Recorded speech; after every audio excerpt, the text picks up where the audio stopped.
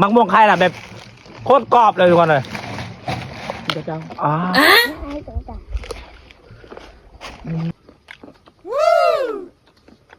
ก่อนจะไปชมคลิปวิดีโออย่าลืมสบายดีพี่น้องมื้อนี้มากินมักม่วงไข่นะพี่น้องเนาะโอ้กินแบบแซ่บโคตรแซ่บแบบโอ้บักเผ็ดนี่กินแบบโคตรสะใจเลยทุกคนนี่มาพี่น้องมาโอ้มีเนาะมีแต่แค่กัดแบบนี้แหละแซ่บคุยแจแบบนี้เลย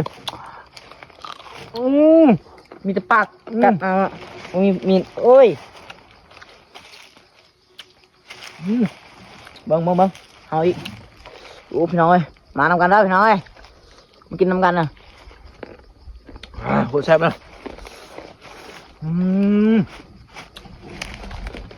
อร่อยมากมากินมังม่วงน้ำกันนะพี่น้องเจียวเต็มถ้วยบ่เหลือบึ้ง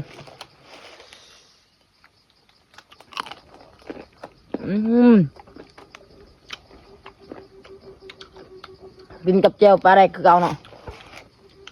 ปลาเนาะแซ่บครับบ่ได้บึ้ง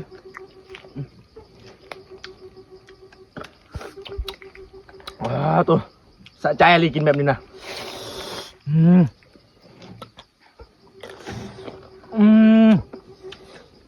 กินบ่ต้องย่านเจ็บท้องกินน้ำกันชมเด้อ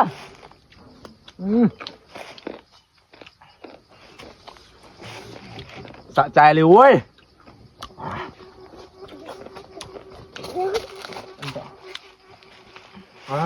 แบบนี้แหละเฮามักแดดๆนี่แห้งโอ้ยคนอื่นน่ะไปเล่นสงกรานต์แต่ส่วนข่อยล่ะเป็นคนมันคือเก่าแต่ก็กินส้มอยู่สวนมันเนาะกินมะม่วงไข่เนี่ยเจียวปลาแดกบ้งเป็น2 คนเท่านั้นเล็กน้อยมี2 คน4 คนเลยเด็กน้อยกับมาน้ำพี่น้องเลยกินแบบสดๆฮ้อนๆนะนี่สดๆฮ้อนๆเลยนะอันนี้เขามันเอาเนาะพี่น้องเนาะตัวจะเผา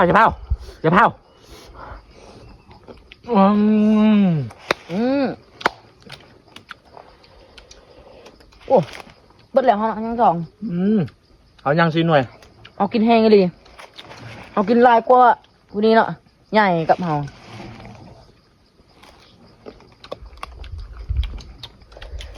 แซ่บพี่น้องเอ้ยเบิ่งแจ่วนะเต็มเลยทุกคนแซ่บหลาย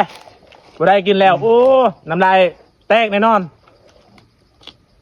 เบิ้งเสียงแซ่บบ่แซ่บนะมักม่วงไข่น่ะแบบโคตรกรอบเลยทุกคนเลยแบบนี้เดี๋ยวเจ้าตัวคักอะไรทุกคนนี่ตอนปลาแดกอีกอยากอ้อนไหมตอนแรกแบบแซ่บโคตรแซ่บเลยอันนี้คือแบบเจียวมักม่วงนะพี่น้องบ้านไฟยังบ่ทันมะม่วงใหญ่ก็มากินน้ำได้เด้อคอมเมนต์เอาใจเขาแชร์เด้อฝากกดไลค์กดแตะกดแชร์บ่แม่นกดนะบ่แม่นกดแตะนะแตะน่าเรียกบ่ได้นะ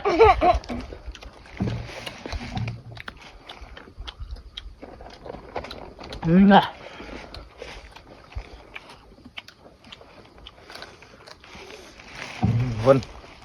เขากินแบบโคตรสะใจเลยมื้อนี้นะตั้งใจมากินสมเนาะอยู่สวนมันต้นนะ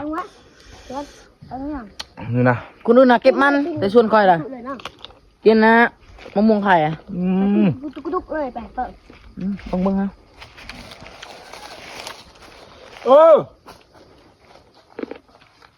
กินเลยอ่ะไปกินนมฮะมะม่วงไข่แล้วไปกินข้าวกินเลย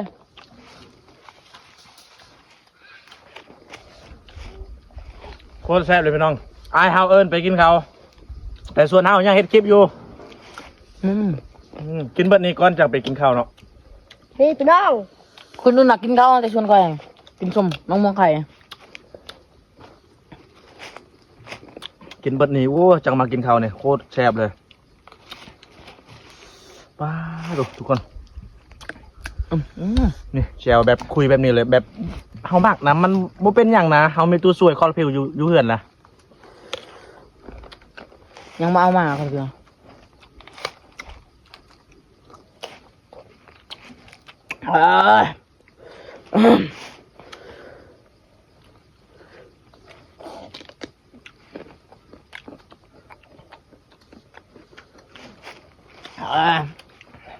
นั่งมากนึง แต่นี่มันเน่าแล้วต้องทิม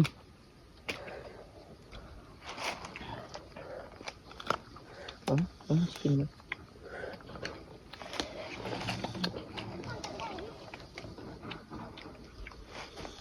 จะกินบ่จะกินน้ำบ่เอาจะกินน้ำอ่ะนี่เอาให้ดิกหน่อยเลยเอาไว้เลยกินตลอดเลยอ่ะ นี่ทุกคนโอ้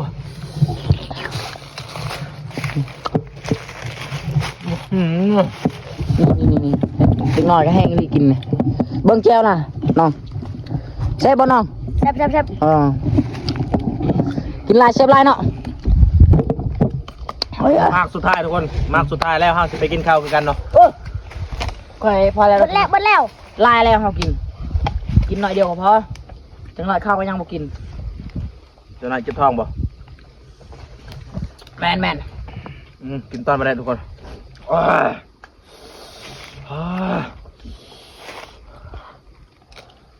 กินมื้อวานนี้เขาบ่ได้กินข้าวเลย นอนอย่างเดียว ว้าย นี่เฮากินส้มเบิดแล้วเด้อเฮาสิไปกินข้าวอีกเพราะว่ากินส้มโคตรลายเลยแก้วถ้วยหนึ่งจนเบิดทุกคนเลยกินแบบโคตรสะใจเลยทุกคน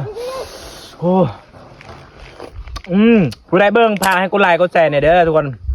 เพื่อให้มีกำลังเฮ็ดคลิปต่อไป